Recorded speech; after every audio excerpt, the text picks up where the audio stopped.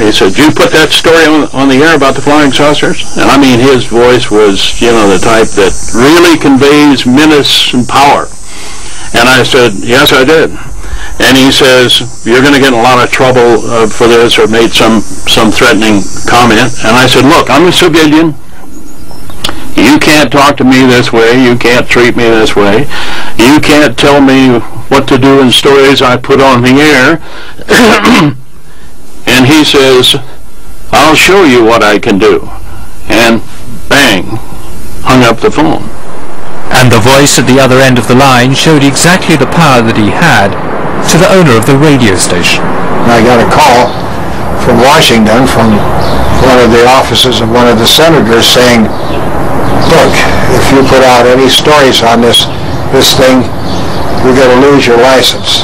And it's not going to be over a period of time. It's going to be the same day that we tell you that you're off the air." He had this club or stick or whatever it was, and he was beating it on his hand. And he would hit it. Every time he would say something, he'd hit his hand. And he said, "I want you to know you were never there."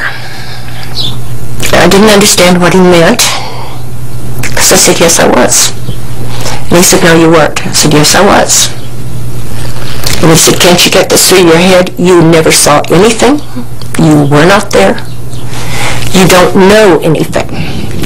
And he said, "No, this is a big desert out here. We can just take you out in the middle of this desert and no one will ever find your bodies." He said, "You'll be nothing but bones and nobody will ever know what happened to you." And I told him I would not talk about it. There's no question about that. General DuBose said that specifically to us, that the balloon explanation that the Air Force offered was a cover story to get the reporters off General Rainey's back. So we have a wide body of testimony that was a cover-up.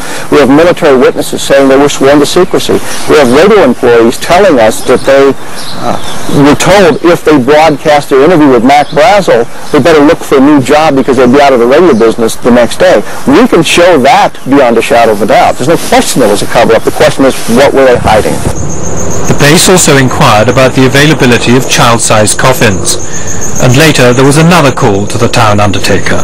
I received a call later from the same mortuary officer stating that what embalming fluids consisted of what would it do to the blood contents, what would it do to tissues, stomach contents, and how would it alter it.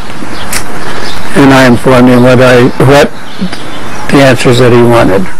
Glenn Dennis also had the ambulance contract to ferry any injured servicemen to the base.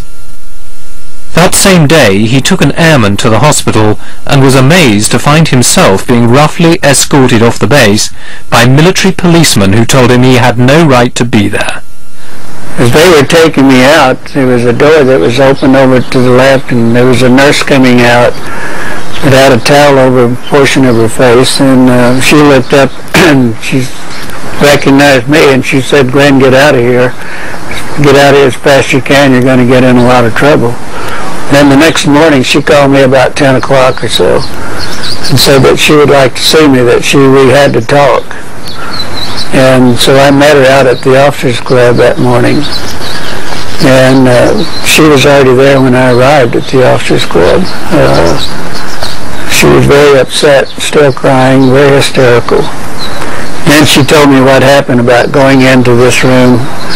These doctors were there, and there was some 2 hospital gurneys there with the crash bags. One crash bag was 2 very small mutilated bodies. The other one, there was a very small body in a crash bag, but hadn't been mutilated as much as the others. And she told me the reason why they wouldn't let her out, because they wanted her to write down what they were examining.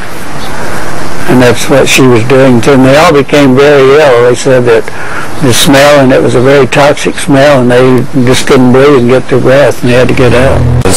We've had 3 different explanations from the military about what crashed. The first explanation is it was a flying disc, meaning flying saucer in today's terminology. They changed that and said we made a mistake. It wasn't a flying disc, it was a weather balloon. I still find it amazing that the United States top bomber wing, with the only wing that was eligible to carry nuclear weapons, that particular time would not know a weather balloon from a flying saucer, but apparently somebody didn't, according to them. So we then had the second explanation that this was a weather balloon, and we now have the third explanation that this was part of a highly classified radiation detection experiment. So we have three separate explanations as to what crashed, but no dispute that something crashed. Although the official position claimed that UFOs didn't exist, this secret memorandum written by General Nathan Twining suggests otherwise. The consensus expressed by the Air Materiel Command was that the phenomenon reported is something real and not visionary or fictitious. The memo continues. There are objects probably approximating the shape of a disk of such appreciable size as to appear to be as large as a man-made aircraft.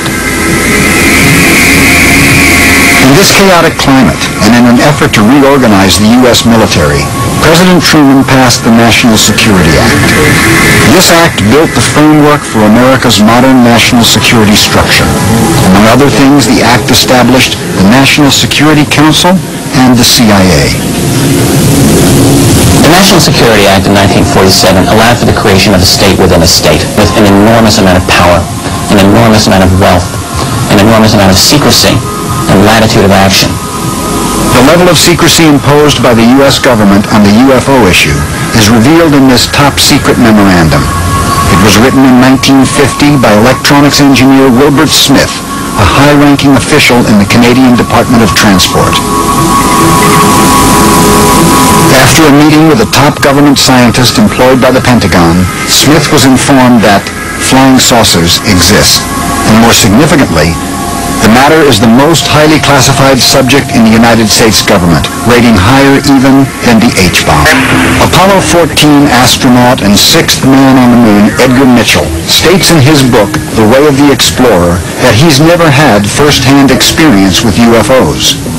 However, he has met with credible professionals within two governments who have testified to their own first-hand experiences with close encounters during their official duties. The only people I know of that claim to have been in that position are former intelligence, military, and government people, and some contractor people, whose official duties in the early days were to investigate this and know about it.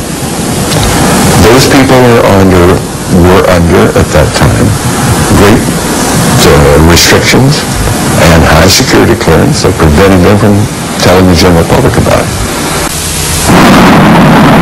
Another case involving nuclear missiles happened 3 years later at Malmstrom Air Force Base in Montana.